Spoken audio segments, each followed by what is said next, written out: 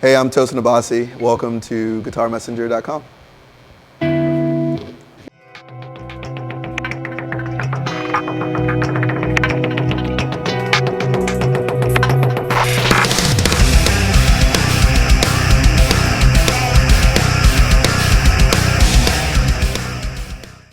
Welcome to Guitar Messenger, guys. My name is Ivan. I'm hanging out with Tosin from Animals Leaders today. So can you tell us what's going on? How's this tour going? How's everything coming for you right now? The tour is going great. I mean, it's a pretty heavy tour, so we're kind of like the odd ball on the package, but all the bands are super cool and they're amazing bands, so it's really fun. Right on, man. What else is going on in your world right now? Just thinking about the next album and like figuring out where we are recording and what we're going to be recording and just that stuff. So yeah.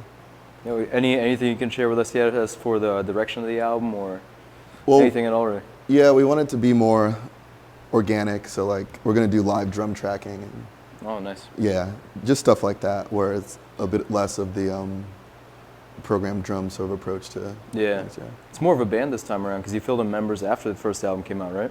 Right. So collaboratively, like we'll all be working like on the material together. So yeah. Well, cool. Kind of tracking back, can you give me a little bit of background how you got to putting together that first album? Well, EJ from Prosthetic kind of had the idea of me doing like a solo guitar CD. This is when I was in another band called Reflux, and you know, I was kind of hesitant on the idea, but Reflux ended up disbanding. I went to school for music, and then I guess I was a little bit more comfortable with composing music, you know, without vocals.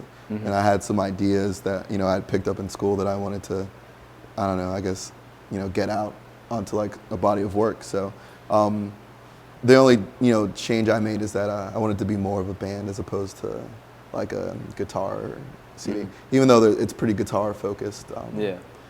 So I ended up hitting up Misha Mansour of Periphery, or Bulb, some people know him, and he was totally down to work on the album with me. So like, I went over to his house every day for 2 weeks, and we recorded the CD. Are you guys both from Bethesda? Well, I'm not from Bethesda. I was born in D.C. and I moved to Gaithersburg, Maryland, which is a suburb outside the city. Misha was living in Bethesda. At the time that I made the CD with him, he was living in Van Ness, which is a part of D.C., and I was in Columbia Heights, so we were only a few miles away from each other, so it worked out. Are you still living there? No, I've been staying in North Hollywood. I'm kind of vagabond. Okay, I got you. Yeah, man. So recently we saw a single, Wave of Babies, come out. How did what inspired you to put out just a single on its own? Actually, that song was recorded at the same time the album was done. Okay. But like, it was intended to be on like a compilation that never actually happened. So Misha and I did the album, and then a few weeks later we got together to record that song. And then it just sat. So Prosthetic had the idea of just releasing it as like a single, you know, for people to have. It's a cool song. I'm glad it's like out for people to hear. Definitely. It's got us, for only being 3 weeks apart, it's got such a different sound. You guys must have done some adjustment. Yeah, Misha had a little bit more to do with that song. Just you notice a lot more low-end riffing, just grooving on that stuff. And I think even his production like kind of like improved slightly from the finishing of the album to recording that track. Yeah, you can hear some differences in the actual sound. So yeah, it's interesting. It sounds like he changed his perspective on that in a very short period of time, because the Periphery stuff sounded very different too over a short period of time, what we ended up hearing on the album. Yeah, he's like ceaselessly working on better mixes, and like he's never really happy, so he's always pushing himself to do better, you know? Yeah, right on. How did the name Animals Leaders come about? I don't know, man. Choosing a band name is like naming your child or something. It's really hard. It's so hard. You can't like decide on anything, and it's like super permanent, and it, you know, molds the way people perceive your band and stuff. So I was just like at the point where I was just like, I'm gonna call it something. But I was reading this book called Ishmael. It's actually reading My Ishmael, which is like the second book in the series by this guy Daniel Quinn. It's almost like anthropological, cultural sort of critique, and there's just some concepts in there about the way we live on the planet versus the way like, primitive humans used to inhabit the Earth. And the name is loosely connotative of a lot of these ideas that are floating around in my head, but it's not really meant to be like anything you're supposed to pay too much attention to. So. I gotcha. Can you tell me more about the writing process for the first album and how it came together and how much of it was, how much you brought to it to begin with and how it changed? Well, it's a lot of the riffs, I have like a mental catalog of like all these riffs, and some of them are 5-6 years old. Okay. So like the writing process really boils down to tracking in all the riffs that you have, you know, that you want to be in one song. And then you kind of glue it together with, you know, transitions, or maybe you eliminate parts or you expound on parts, or working with Misha was really like effortless. Like I didn't have to explain any of the That's cool. anything to him. He would hear it and he would just instantly kind of conceive of a drum part. He really helped with the actual sequence of the songs, which I think really shines on the album, like just getting everything together as a cohesive whole, you know? Yeah. So the process is pretty straight ahead. Like I would track in the stuff to a click track, and then all the accents and everything, you know, present in the riff kind of illustrates what you would want to do rhythmically, you know? And then we would layer stuff, you know, if we wanted to enhance certain parts of the melody or whatever the case is, just kind of start from the guitar and build up from there. Right on.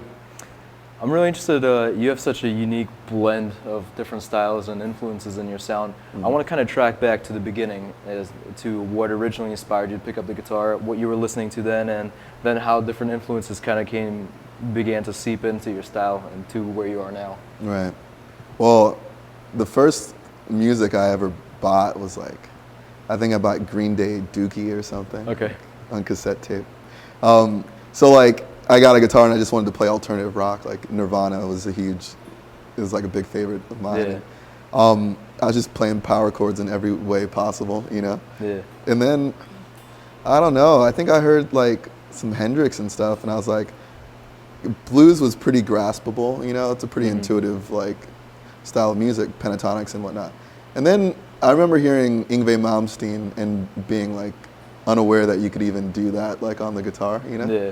So then I got obsessed with like technique and speed and harmonic minor scale and various things like that.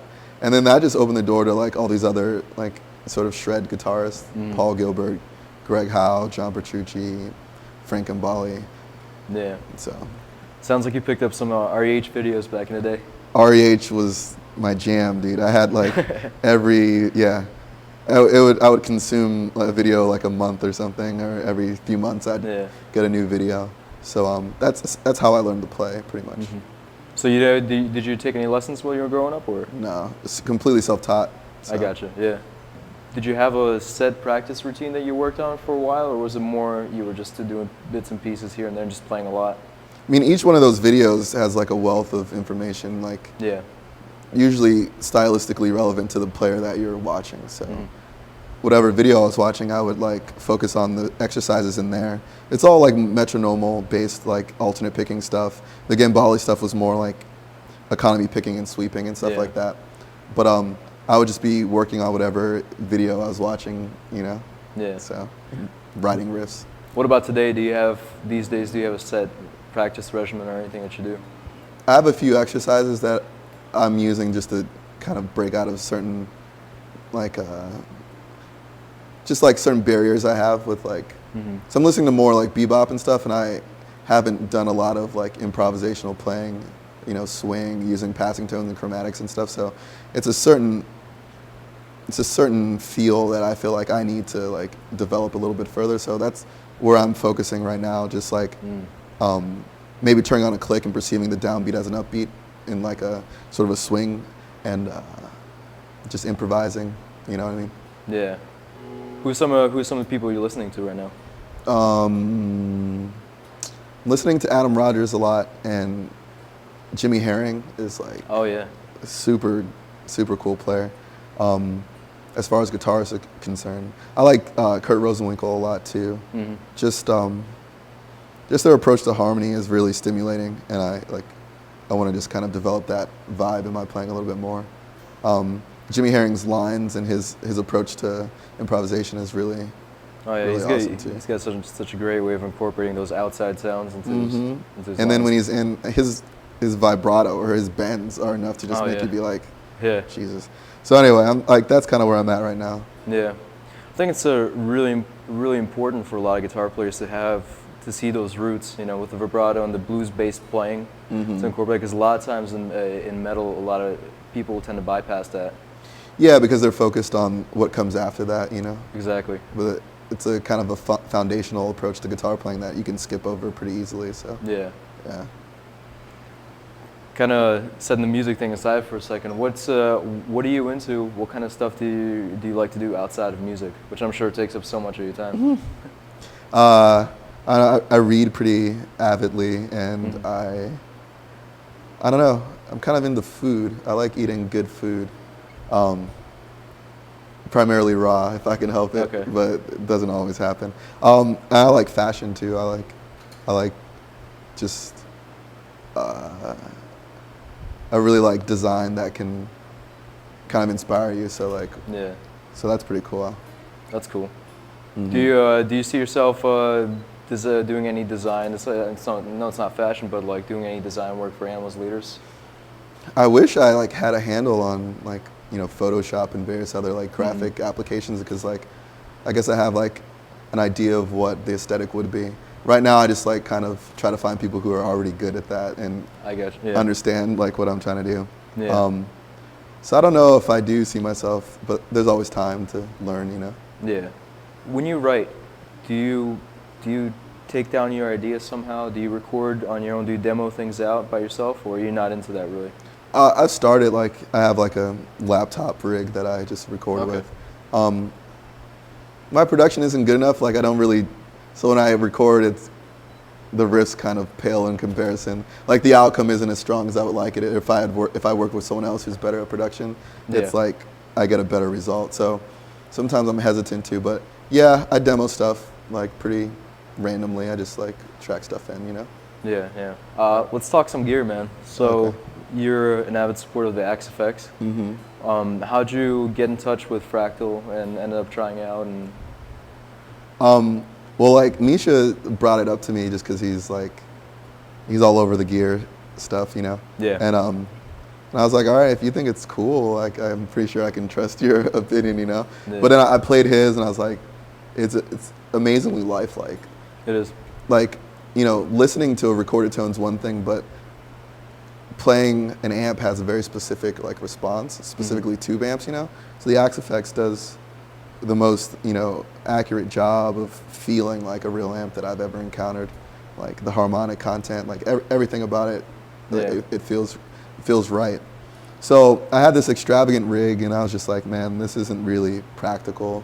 And I was aware that I could do everything I was doing with a 2-space rack. So and then the whole full range approach, your reverbs and your delays are, you can create these very dream un-guitar sounding sort of textures, which I'm into as well.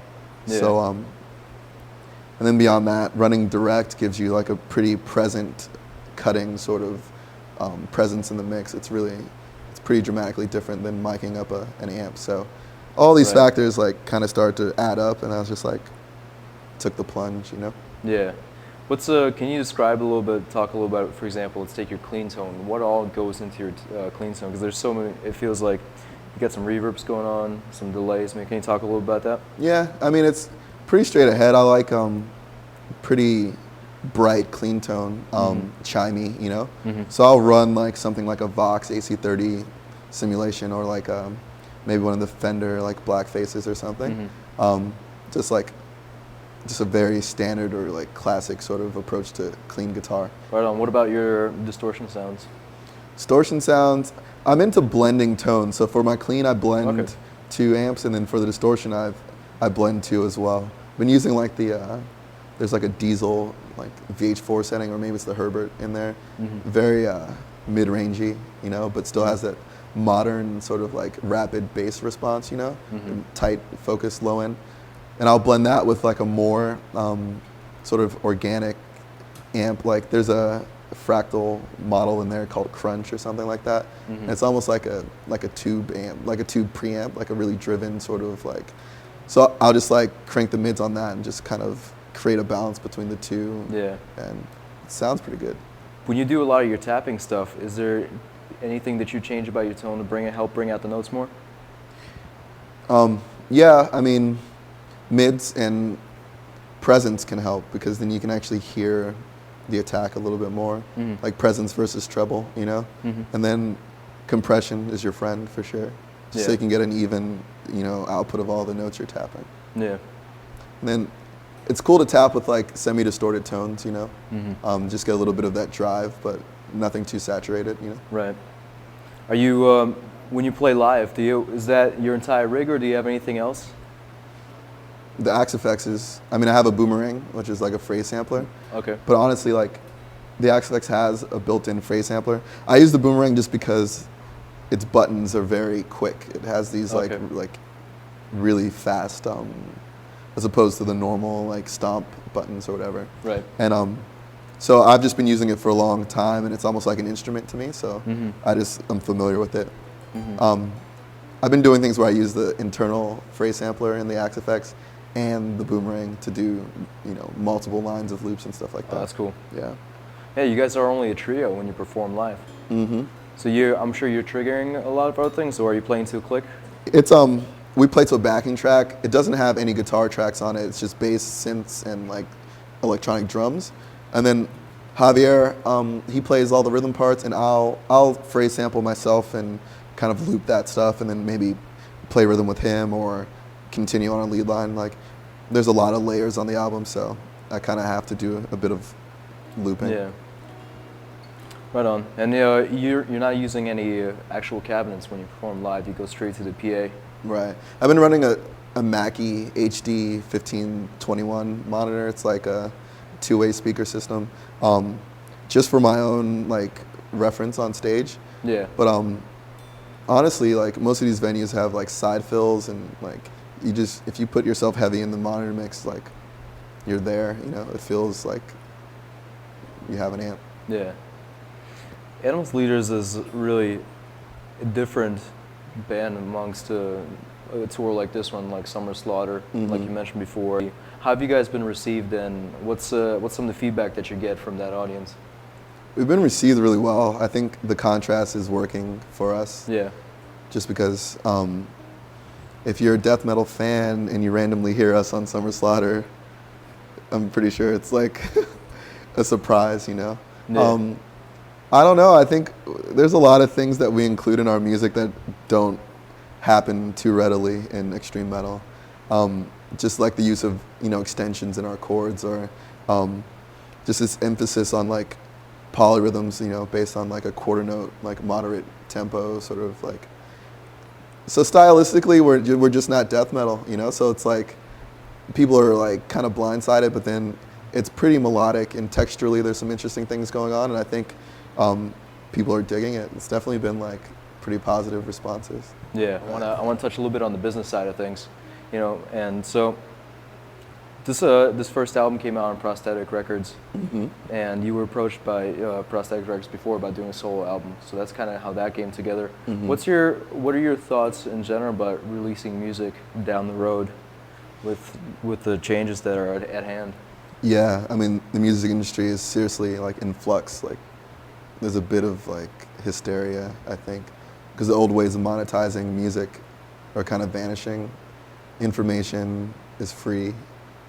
Media is like not physical anymore. Yeah. There's generations of kids being born into a situation where like Tower Records doesn't exist. Like, you don't go and physically buy music. You download music. So I think there needs to be like, there's gonna be sort of this forced evolution into like monetizing that stuff, as opposed to exclusively selling a physical CD. You're gonna have to figure out ways of like making money from the fact that people are taking what they want, more or less. So I don't know. The label's role is definitely changing.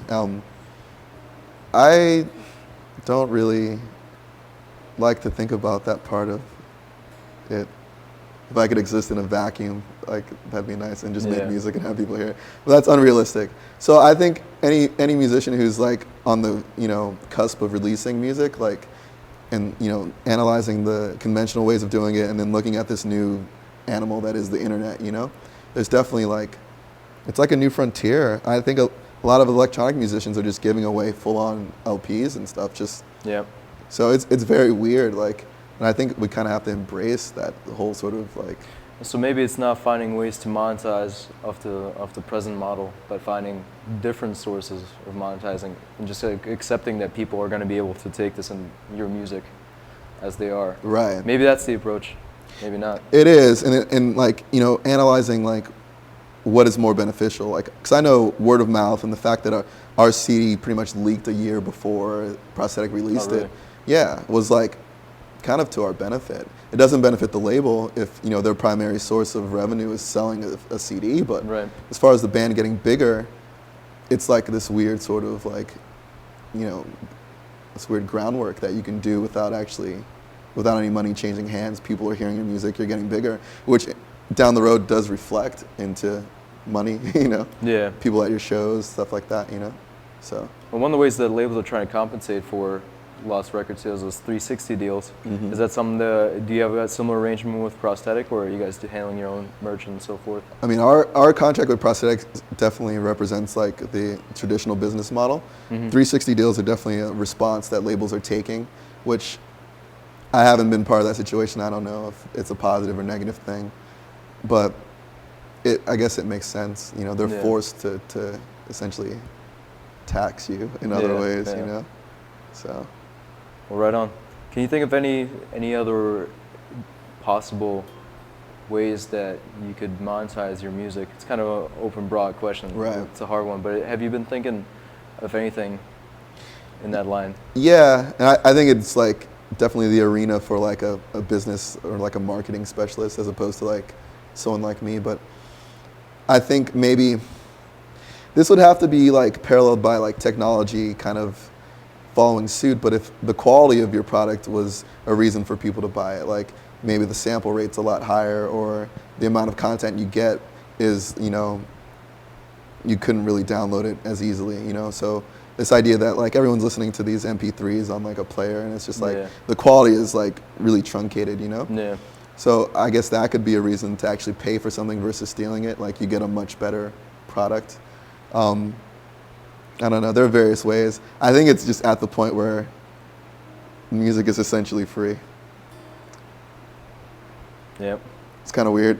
Yeah, it is strange. It's like a moral thing. Some people, Yeah. very few people have a moral obligation against taking Yeah. music.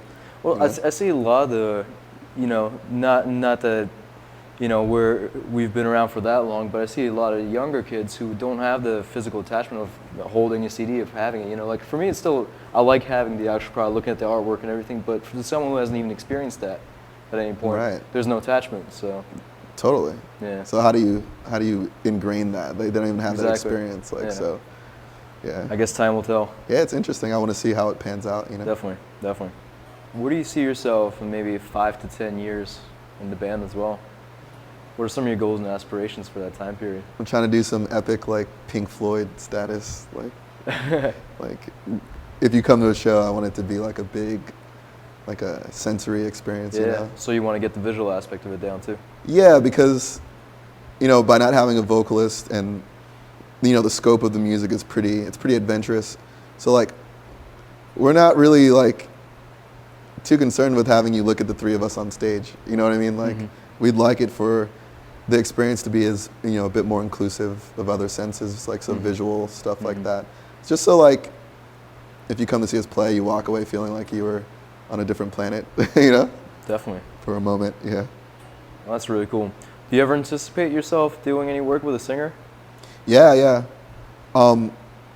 There's a female vocalist named Kalela that I have like definitely written some songs and stuff with. I hope to like maybe do a full album with her at some point. I just like right now Animals as Leaders is still trying to like reach more people, and like we still have a little bit of more like some groundwork to do. But yeah, I definitely plan on doing some sort of vocal centric music as well as instrumental music. Have you been collaborating with anyone else as well? The drummer of Circus Survive, Steve Clifford, Mm-hmm. he and I have been like going back and forth with like files, like little demos that we're doing. So he's singing on it and doing some production as well. Mm-hmm. We hope to put on an album at some point too. So That's great. yeah, It's a lot to look forward to. I think so. Yeah. So kind of wrapping it up, what's your advice to young musicians coming up right now to make their mark and get themselves out there? Well, the thing that's benefited me the most, I guess, is cultivating like originality or individuality in my playing, because there's a wealth of amazing guitar players and amazing musicians in general all over the world. You can go on YouTube and see a 13-year-old kid like shred your face off. But Yeah. so at what point does it cease to matter, or what's your contribution like to music beyond, you know, your technical achievement? So like everyone's an individual and they have a unique voice. Like I could never sound like you, and only if you choose to emulate me would you sound like me. So I think my advice would be to kind of examine your own playing and your own feelings about music, and like kind of focus on what you would like to contribute to the wealth of music, like as an individual, you know, because you are yourself, no one else is you. So Exactly, yeah. yeah, you can own that for sure, you know. Yeah. Cool, man. Thanks so much for your time. For sure. It's been a pleasure.